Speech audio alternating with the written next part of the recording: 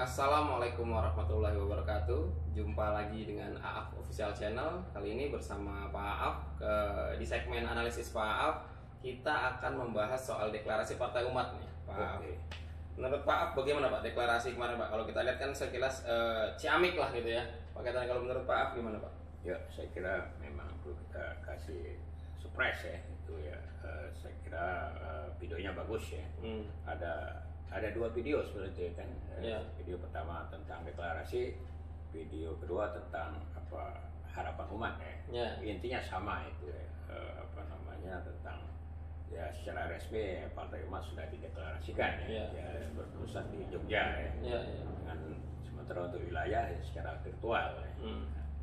Jadi cukup lama juga tertunda ya. Masalah dulu mereka berencana sekitar Desember akhir tahun 2020 ya. Tapi sekarang bulan April ya. Cukup lama, cukup 4 bulan tertunda ya. Mungkin dalam rangka lebih matang dan juga mencari momen atau timing yang pas ya. Nah, kalau sekarang kan yang dia kemarin tanggal 17 Ramadan ya. Jadi mungkin waktu itu ya waktu yang dianggap yang sakral lah ya. yang bagus ke awal pada perjuangan ya. Kira-kira begitu lah. Ini pandangannya oke lah kemarin deklarasi kemarin oke sekali Pak ya.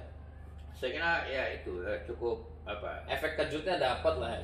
Iya, karena cukup tata videonya, lightingnya, lampunya itu bagus ya. Jadi cukup ya nggak ketinggalan lah dengan gaya-gaya milenial. Oh iya betul, gaya zaman sekarang lah ya. Oke, nah ini kemarin juga Pak, kalau kita lihat selain videonya menarik, itu juga soal susunan kepengurusannya. Iya. Ada Majelis Syuro, ada DPP. Nah, ketua Majelis Syuro ini kan Pak Amin Rais. Iya. Mungkin sudah tahu semuanya lah ya. Nah, saya ingin menanyakan ke Pak Aaf soal Majelis Syuro yang lain dulu nih, sebelum kita ke ketua DPP-nya nih. Iya. Itu Pak MS Ka'ban wakil ketuanya. Iya. Nah, ini gimana Pak MS Ka'ban Pak? Iya Pak MS Ka'ban ya. MS Malam Silabat Ka'ban. Malam Silabat. Ya, jadi pernah Menteri Kehutanan, pernah Ketua Umum dan Ketua Dewan Syuro Partai Bulan Bintang. Juga pernah kemarin ada itu isu ingin menghidupkan Partai Masyumi. Tapi kayaknya Partai Umat tetap ada, tapi kayaknya beliau nggak jadi di situ. Entah kenapa kok dari MSK ini pindah ke beralih ke Partai Umat dan menjadi wakil ketua Majelis. Ini kita belum dapat info ya. Tapi kapabilitasnya oke lah. Ya, saya kira mantap sekali. Jadi dia Pak Amin ya, orang setelah Pak Amin ya, dia kan cukup senior ya. Jadi orang keduanya ya, setelah Pak Amin ya. Jadi saya kira itu pas itu. Siap. Nah, ini ada yang menarik namanya nih Habib Tholib Sagaf Al-Jufri. Jadi posisi wakil ketua. Kalau dari marganya Pak Al-Jufri kita akrab sekali dengan nama Presiden Ketua Majelis Syuro PKS. Ya, Pak Salim Segaf. Memang Pak siapa itu tadi namanya? Habib Tholib Sagaf. Habib Tholib ini jadi dari kawasan Indonesia Timur ya. Jadi memang berita yang beredar beliau adalah adik atau saudaranya dari gitu ya. Memang Habib, ada kedekatan Salim Segaf. Al-Jufri yang ketua Majelis Syuro PKS. Iya. Jadi nanti juga kayaknya ya Partai Umat dengan PKS ini kayaknya ya dekat lah gitu ya. Kira-kira bersaudara juga lah. Platformnya juga dekat gitu ya. Ya kira-kira. Dan modelnya ini kan sama model Majelis Syuro. DPP. Hanya kalau di Partai Keadilan dia istilahnya presiden. Iya betul. Kalau sini kan tetap ketua umum ya. Ketua umum ya itu. Nah ini nama wakil ketua yang ketiga juga tidak kalah menarik nih, Neno Warisman. Nah, kita kan tahu aktivis. Warisman ya, aktivis perempuan yang tadinya adalah public figure lah ya. Iya. Jadi mereka ini kan kayaknya pernah akrab di waktu Pilpres 2019 ini. Ya. Jadi sebelumnya kan sudah ada beredar juga nama-nama kan sebelum deklarasi. Nah, nama Neno kan nggak ada. Iya, belum ada kemarin. Kan masuk baru-baru aja. Ya mungkin ya memang perlu ada perempuannya barangkali. Keterwakilan perempuan. Ya, itu di Majelis Syuro ini. Iya. Dan sekretaris Majelis Syuro juga nggak kalah menarik, Ustadz Ansufri Idrus Sambo. Kita tahu ini orang dekat Pak Prabowo Pak. Ya, penasihat atau ini. Penasihat spiritual mungkin kalau bahasa umumnya. Itu Ustadznya lah ya. Ya gurunya di bidang agama gitu ya, Pak Prabowo itu. Ya, menarik. Nah, ini kita ke DPP-nya nih Pak. Ini yang paling menarik, ini langsung ke ketumnya Dr. Ing Haji Ridho Rahmadi, Eskom MSc.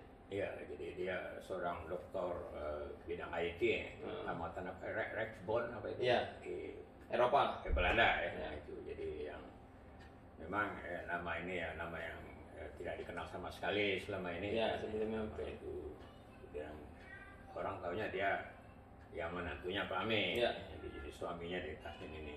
Tapi dia beberapa waktu yang lalu, misalnya waktu Pak Amin dipanggil Bareskrim dalam apa keterangan saksi sebagai saksi dalam kasus apa people power kalau misalnya, dia itu lihat ada mendampingi. Kemudian dalam apa waktu apa demo di Bawaslu kalau nggak salah ya, hari berapa itu ya Pak Amin ada, dia juga ada. Berarti aktif dalam pergerakan ya. Dari dalam secara pribadi dia apa namanya cukup apa membantu Pak Amin gitu. Nah, cuman memang dalam bidang politik ini memang menarik karena dia selama ini kan tidak dikenal sama sekali dalam bidang politik, tapi ini menjadi ketua umum. Apa bukan Pak Amin langsung sebagai ketua umum?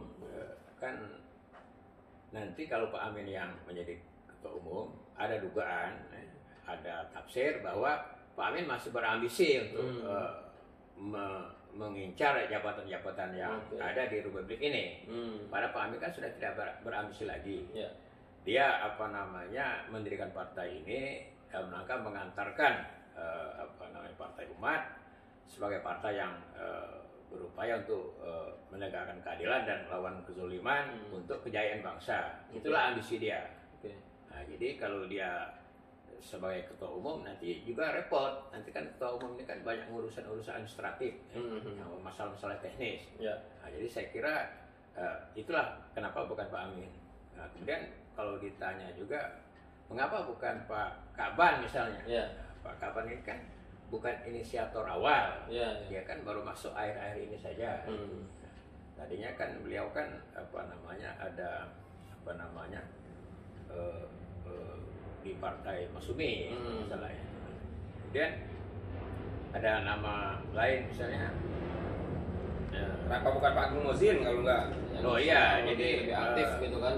Kenapa misalnya bukan politisi senior yang juga adalah inisiator awal ya, yang adalah loyalis Amin Rais kan ya. Mereka sudah teruji ya sebagai apa namanya orang-orang yang setia pada Pak Amin. Misalnya ada nama Chandra Tirta Wijaya, ada Agung Muzin, ada itu sendiri Pak Sugeng. Nah, kalau untuk mereka saya yakin mereka tidak bersedia. Kenapa itu?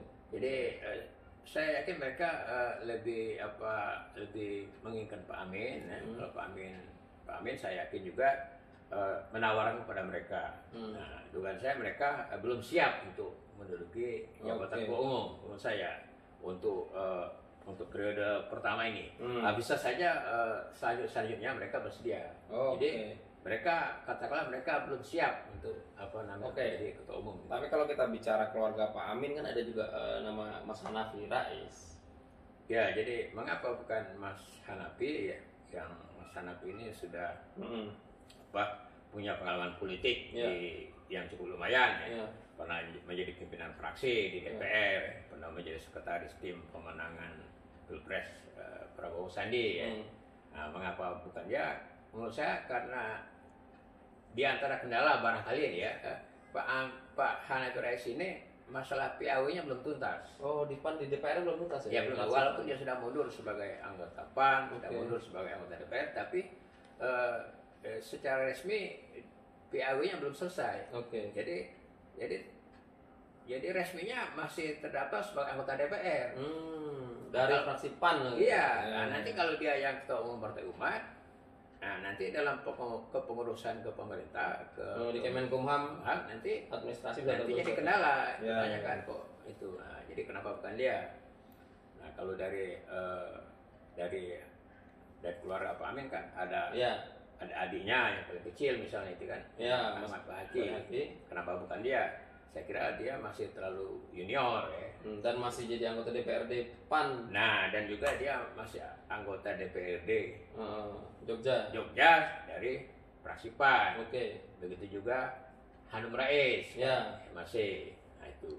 Kenapa bukan suaminya Hanum? Rangga. Ya, jadi kenapa bukan Rangga yang sudah punya nama publish ya, sudah punya publisitas ya, pernah nulis buku, pernah bikin film kalau nggak salah itu. Nah, Mas Rangga ini kan sebagai dosen di Fakultas Ekonomi UGM, jadi kemungkinan dia PNS. Oke. Kan bisa mundur sebenarnya, Pak? Ya bisa mundur sebagai PNS, tapi kan kalau dia ketua umum Partai Umat, nanti bila perlu acara-acara yang matchnya perlu didampingi istri. Oke. Ya bagaimana kan tidak elok kan ketua umumnya Partai Umat Rangga didampingi oleh istrinya yang anggota fraksi PAN belum Partai Umat kan. Jadi kan nanti pasti ada acara-acara partai yang perlu didampingi istri. Oke. Beda dengan misalnya yang siapa itu Ibas kan Partai Demokrat, istrinya kan anaknya Hatta Hepan, tapi siapa istrinya Ibas kan pakai jaket Demokrat ya kalau acara-acara suami istri ya, berarti dia satu kan itu jadi Demokrat walaupun ayahnya di PAN si istrinya Ibas itu. Terus kan itu kan itu cocok kan, itu kira-kira berapa. Nah, sehingga ketemulah nama Ridho Rahmadi. Saya kira nama Ridho ini ya solutif ya, jalan keluar untuk siapa yang match ya, yang pas untuk menduduki kursi ketua umum ini. Dan matchnya lagi dan Ridho Rahmadi bersedia. Kalau yang tidak bersedia ya nggak match lagi pokoknya. Ribet lagi kan siapa yang. Saya kira ketemu nama dia cukup cocok ya, cukup pas ya. Dan dia juga masih muda ya. Jadi masih dia walaupun ya dekatlah dengan milenial ya. Apalagi sekarang kan pemilih pemula ya. Makin besar jumlahnya. Ya, milenial semakin besar dan sekarang ini dominasi kehidupan ini ya besar oleh kaum milenial ini ya. Semua gadget, digital, mereka yang yang pegang kendali kan. Nah, jadi mungkin pas. Jadi dia adalah doktor di bidang IT kan. Nah, jadi nanti ya mudah-mudahan ya dia juga pernah bicara akan menargetkan 10% nanti di pemilu targetnya 10%. Ya, dapat suara itu Partai Umat ini itu kalau targetnya daripada Mas Ridho ini. Itu saya kira. Nah, tapi kalau ngomong-ngomong target, kalau Pak Af melihatnya prospeknya partai ini gimana, Pak? Mungkin nggak tercapai target itu? Ya, kalau melihat dari kematangan atau kemantapan waktu deklarasi ya, dan juga kesiapan dari Pak Amin ya, ingin seperti yang dalam orasi deklarasinya ya, dia akan mendirikan Partai Umat ini dalam rangka untuk kejayaan bangsa, mendirikan Partai Umat dalam rangka untuk menegakkan keadilan dan melawan kezaliman, dalam rangka untuk kejayaan bangsa, dan dia bersiap berkorban apa saja. Saya kira ini kalau ada berkorban apa saja ini maknanya dalam. Jadi artinya memang kalau untuk sukses itu yang memang awalnya harus berkorban. Nah, jadi korban itu kan awal daripada sukses. Dan saya kira ada proses yang baik ya, dan sepertinya partai ini juga dilirik oleh publik ya. Sepertinya di sini seluruh wilayah ada nih perwakilannya. Hampir ada nama-nama ini. Hanya satu nih yang belum ada atau sudah ada, saya kira belum tertulis di sini. Misal dari Jambi langsung melompat ke Lampung. Nah, Sumsel ini nggak ada di sini. Apa lupa atau gimana ini? Tapi saya pernah lihat di medsos ada itu sudah bahkan sudah mau deklarasi. Bisa saja sudah deklarasi yang Partai Umat Sumsel atau Palembang. Di sini juga ada nama misalnya yang saya kenal Fauzi Kadir ya, bekas ketua umum HMI cabang Jogja ya. Jadi dia di sini koordinator wilayah Riau ya. Ada nama M Yunus untuk DKI misalnya. M Yunus ini mungkin atau dulu orang yang dekat dengan Pak Amin sebagai sekretaris atau sebagai ajudan Pak Amin ya di awal-awal reformasi ini. Mungkin dia itu. Untuk Sulawesi Selatan ada nama Bu Hari Kahar ya. Nah, dan ini sampai ke Papua Barat juga ada ya. Ini. Nah, jadi dari nama-nama yang ada di provinsi-provinsi, bahkan mungkin juga sudah ada di di kabupaten kota. Saya kira partai ini mendapat tempat ya di publik ya, khususnya umat Islam. Jadi nanti ya bisa